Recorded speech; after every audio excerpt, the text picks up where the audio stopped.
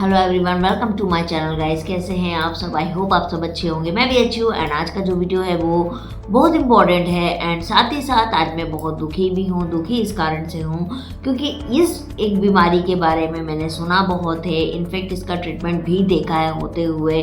But आज दुखी इसलिए हूँ क्योंकि मेरी फेवरेट एक्ट्रेस जो है उनको ये प्रॉब्लम हो गई है, जो कि है हिना खान। आपने देखा हो रिश्ता क्या कहलाता है सीरियल में अक्षरा का रोल जो निभा रही थी हिना खान, उनको हो गया है ब्रेस्ट कैंसर और वो है 3rd स्टेज में। तो आज हम ब्रेस्ट कैंसर के बारे में बात करने वाले हैं क्योंकि ये मतलब 99% ये फीमेल्स में होता है और ये कैंसर में सबसे ज़्यादा कॉमन है। वैसे तो ये पुरुषों में भी होता है, लेकिन पुरुषों में 1% का रेशियो है, जो कि महिलाओं में 99% का रेशियो है। और आप लोगों से इस बारे में बात करना बेहद ज़्यादा ज़रूरी है क्योंकि आप लोग प्रेगनेंसी प्लान कर रहे हो ऑलरेडी। बहुत तरह की ब्रेस्ट में भी आपको सिम्टम्स मिलती है, लेकिन कई बार वो सिम्टम्स किसी दूसरी प्रॉब्लम्स के लिए होते हैं। बट हम ये सोचते हैं कि ये हमको ब्रेस्ट में टेंडरनेस हो रहा है, पेन हो रहा है, निप्पल में चेंजेस हो रहा है, निप्पल में पानी की तरह लिक्विड आ रहा है, तो क्या पता ये मुझे प्रेगनेंसी का सिम्टम हो, लेकिन ये किसी और चीज़ का भी आपको इंडिकेशन हो सकता है।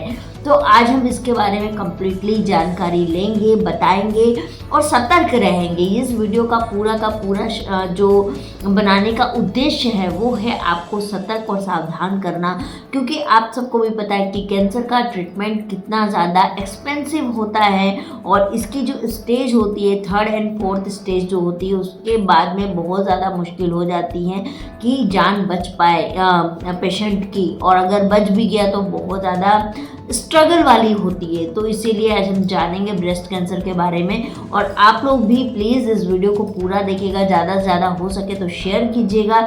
ये वीडियो बहुत ज़्यादा आपके काम आएगी और दूसरों को भी ज़रूर शेयर कीजिएगा जिससे कि उनके भी बहुत काम आएगी। तो चलिए ऐसा करते हैं हम अपने वीडियो को स्टार्ट। पहले मैं आपको एक बात बता दूं कि हिना खान बहुत बड़ी एक्ट्रेस है और वो अभी कैंसर के 3rd स्टेज में है। कैंसर की जो ट्रीटमेंट होती है बहुत ज़्यादा पेनफुल होती है, बहुत एक्सपेंसिव भी होती है, पर हम इसको जानेंगे कि ये होता क्यों है और कैसे होता है ना, और इससे कैसे बच सकते हैं, इसके सिम्टम्स क्या होते हैं, इसका ट्रीटमेंट क्या होता है, इसके बारे में आज हम बहुत डिटेलिंग में जानेंगे।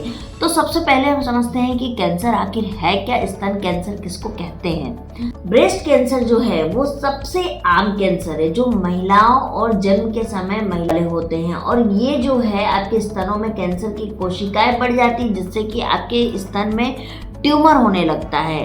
कैंसर के लगभग 80% मामले आक्रामक होते हैं, जिसका अर्थ है कि ट्यूमर आपके ब्रेस्ट से आपके शरीर के अन्य क्षेत्रों में फैल सकता है। मतलब जो ये कैंसर है ये 50 वर्ष से अधिक उम्र की महिलाओं को प्रभावित करता है, लेकिन ये 50 वर्ष से कम उम्र की महिलाओं को भी प्रभावित कर सकता है। पुरुषों में भी होता है, लेकिन पुरुषों में सिर्फ 1% चांसेस होता है ब्रेस्ट कैंसर होने का होता है। ये कितने टाइप का होता है, मतलब कितने प्रकार का होता है और किन किन प्रकार में आप ठीक हो सकते हैं या नहीं हो सकते हैं। होते हैं इन्वेसिव डक्टल कार्सिनोमा, जिसको हम IDC भी बोलते हैं। ये कैंसर आपके दूध की जो नलिकाएं होती है उसके आसपास के स्तन में फैलता है, और ये सबसे ज़्यादा जो पाया गया है वो संयुक्त राज्य अमेरिका में पाया गया है, यानी USA में ये सबसे ज़्यादा पाए जाने वाला कैंसर है। वो है लोब्यूलर ब्रेस्ट कैंसर। ये ब्रेस्ट कैंसर आपके स्तन में दूध बनाने वाली ग्रंथि, जिसको हम लोब्यूल्स कहते हैं, में शुरू होता है और अक्सर आसपास के ऊतक में फैल जाता है, यानी ब्रेस्ट के आसपास के जो एरिया है इसमें ये फैल जाता है। और ये भी संयुक्त राज्य अमेरिका यानी USA में पाया जाना दूसरा सबसे बड़ा कैंसर का प्रकार है। तीसरा जो है वो है डक्टल कार्सिनोमा इन सीटू यानी DCIS। IDC की तरह ये स्तन कैंसर आपकी दूध नलिकाओं में शुरू होता है, और अंतर यह है कि ये आपकी दूध नलिकाओं से आगे नहीं बढ़ता है। मतलब ये आपकी सिर्फ दूध नलिकाओं तक ही सीमित होता है, इससे आगे ये नहीं बढ़ता है, मतलब इससे ज़्यादा ये फैलता नहीं है। ट्रिपल नेगेटिव स्तन कैंसर यानी TNBC, यह बहुत आक्रामक कैंसर होता है और यह अन्य स्तन कैंसर की तुलना में बहुत स्पीडली आपकी बॉडी के और ऑर्गन में फैलता है। अब आते हैं इन्फ्लेमेटरी ब्रेस्ट कैंसर, जिसे हम IBC कहते हैं, ये बहुत ही दुर्लभ है, यानी बहुत तेजी से बढ़ने वाला कैंसर है। ये आपके ब्रेस्ट में एक दाने जैसा होता है। अब last not a list but है स्तन का पेजेंट रोग, यानी यह दुर्लभ कैंसर आपकी निप्पल की त्वचा को प्रभावित करता है, यानी आपकी जो ब्रेस्ट में निप्पल होता है उसके आसपास का जो स्किन एरिया होता है, इसको ये बहुत ज़्यादा प्रभावित करता है। यह दाने जैसा दिख सकता है, लेकिन सभी ब्रेस्ट कैंसर में ये 4% से भी कम स्तर का पेजेंट रोग होता है, मतलब ये बहुत दुर्लभ पाया जाता है। तो जो नॉर्मली कैंसर पाया जाता है, वो जो ऊपर मैंने आपको 4 टाइप बताए हैं, वो सबसे ज़्यादा पाया जाता है।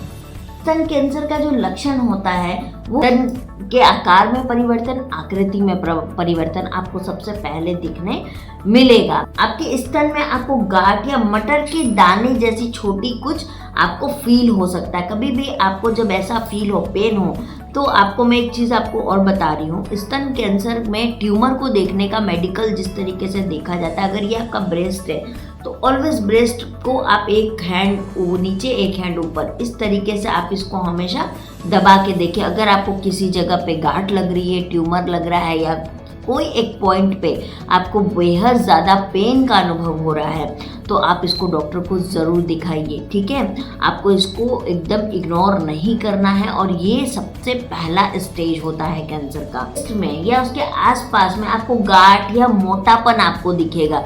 जनरली हमें जब मासिक धर्म होता है, यानी मेंस्ट्रुअल साइकिल होती है, उस वक्त हमारे ब्रेस्ट में भी थोड़ी बहुत चेंजेस होती है। लेकिन अगर आपको बहुत ज़्यादा मोटापन, भारीपन लगे, या कहीं पर आपको बहुत हैवी फील होने लगे, ठीक है, अगर आपके ब्रेस्ट का साइज़ बहुत बड़ा है तब तो अलग बात है। लेकिन अगर आपका ब्रेस्ट का साइज़ नॉर्मल साइज़ में है, तो आपको इस पे ध्यान देना है कि कहीं पर भी आपको गांठ जैसा या कहीं पे बहुत ज़्यादा मोटापन, स्किन का मोटा होना, इस तरह के अगर आपको सिम्टम देखते हैं तो आप इमीडिएटली डॉक्टर को दिखाएंगे। कि निप्पल से खून के धब्बे आ रहे हैं, हमेशा लिक्विड पानी जैसा अगर आपको आते रहता है, तो भी आप इसको बिल्कुल भी मजाक में नहीं लेंगे। आप इसको डॉक्टर को जाके दिखाना है। आपको पहले ही पता चल जाए, पहले ही फील हम कर ले, तो क्या है कि हम इन बड़ी बीमारियों से बच सकते हैं, है ना। तो इसीलिए आपको हमेशा इन चीज़ों पर ध्यान देना है, क्योंकि क्या होता है ना कि जो महिला प्रेगनेंसी की प्लानिंग कर रही है, उस महिलाओं को भी ब्रेस्ट में चेंजेस दिखते हैं। कैंसर, ब्रेस्ट कैंसर में भी ब्रेस्ट में चेंजेस दिखते हैं। पेन आपको शुरू में वैसा ही करेगा, टेंडरनेस जैसा लगेगा, आपको भारीपन लगेगा, और हम क्या समझते कि यार कहीं हमको प्रेगनेंसी तो नहीं रह गई, कहीं हमको कोई और तो चीज़ें नहीं हो रही है, बट नहीं, ये बड़ी प्रॉब्लम भी हो सकती है। तो इसीलिए इसको इग्नोर ना किया जाए। स्तन कैंसर होने का कारण ये होता है कि आपकी जो स्तन की कोशिकाएं हैं, यानी सेल्स जो हैं, वो बढ़ने लगती है और कैंसर ग्रस्त कोशिकाएं बन जाती है, जो विभाजित होके यानी डिवाइडेड होके ये ट्यूमर का रूप लेने लगती है, यानी छोटी छोटी मटर के दाने जैसी ये ट्यूमर का रूप लेने लगती है। मतलब ये बढ़ती चली जाती है इसकी सेल्स। बदलाव को कौन सी चीज़ ट्रिगर करती है, ये अभी तक शोध में पता नहीं चला है कि आखिर ये बदलाव होता क्यों है ना। कैंसर जो है नॉर्मली ये 50 साल की एज के बाद वाली महिलाओं को ये ज़्यादा देखा गया है, लेकिन अभी जो है ये एज की कोई लिमिट नहीं रही है। 30 प्लस 25 प्लस को भी स्तन कैंसर के बहुत सारे जो है वो सामने केसेस आ रहे हैं। अब बात पारिवारिक इतिहास, यानी आपके परिवार में पहले भी किसी को कैंसर की प्रॉब्लम रह चुकी है, यानी जेनेटिक डिसऑर्डर में भी ये आता है। अगर आपको जेनेटिकली में है तो ये आपको होने की संभावना होती है।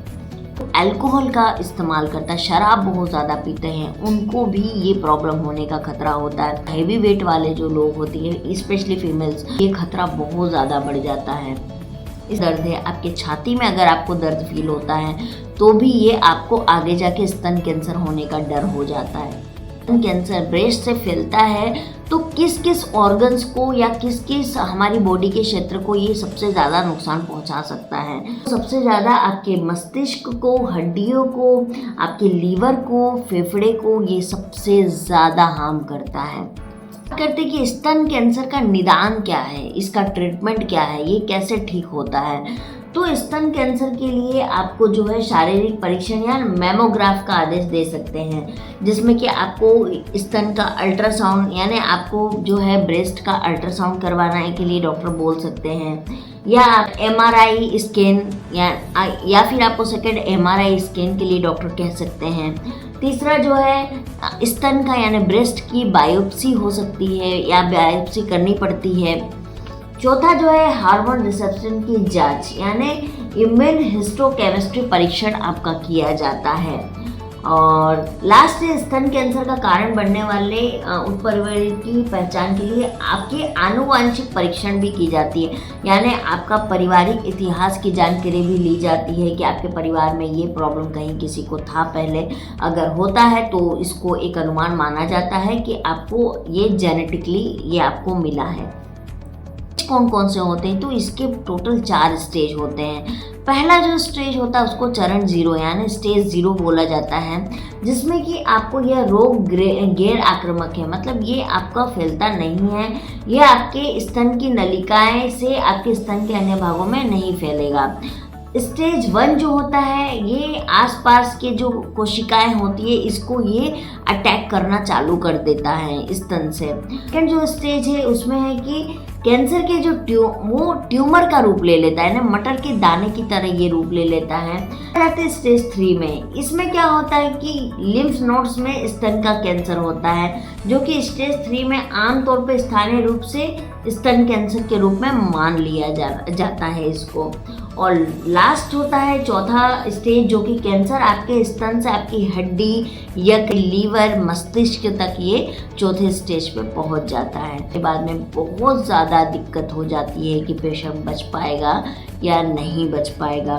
तो ये कुछ मैंने आपको ब्रेस्ट कैंसर के टाइप्स बता दिए, ट्रीटमेंट बता दिए, और आपको सबसे पहले जो है सिम्टम्स, जो अगर आपका सर बहुत ज़्यादा हेवी पेन में रहता है हमेशा, माइग्रेन्स की जिसको बहुत ज़्यादा प्रॉब्लम होती है, जिसके गर्दन के बैक साइडेड में बहुत ज़्यादा प्रॉब्लम होती है, जिसको छाती में दर्द ज़्यादा होता है ना, उन लोगों को इसको बिल्कुल भी मजाक में नहीं लेना है। अगर आपको ऐसा कुछ भी फील होता है गाइस तो आप लोग प्लीज़ ज़रूर से डॉक्टर को दिखाएगा। अगर आपको थायराइड है या आपको ब्लड शुगर की प्रॉब्लम है या आपको किसी भी तरह का आपका कोलेस्ट्रॉल बहुत ज़्यादा बढ़ा रहता है, लीवर डिफेक्टिव है, आपका किडनी में प्रॉब्लम है, या आपको स्टोन की प्रॉब्लम हो चुकी है, या आपका गॉल ब्लैडर में प्रॉब्लम रह चुका है पहले, या आपको यूटीआई इन्फेक्शंस बार बार हो जाता है ना, या फिर आपको अपने पार्टनर के साथ में मतलब सेक्स करने का मन नहीं करता, तो ऐसी बहुत सारी जब रीज़न होती है ना, तो आपको उस वक्त डॉक्टर के पास जाना चाहिए। डॉक्टर को अपनी पूरी प्रॉपर रिपोर्ट दिखानी चाहिए और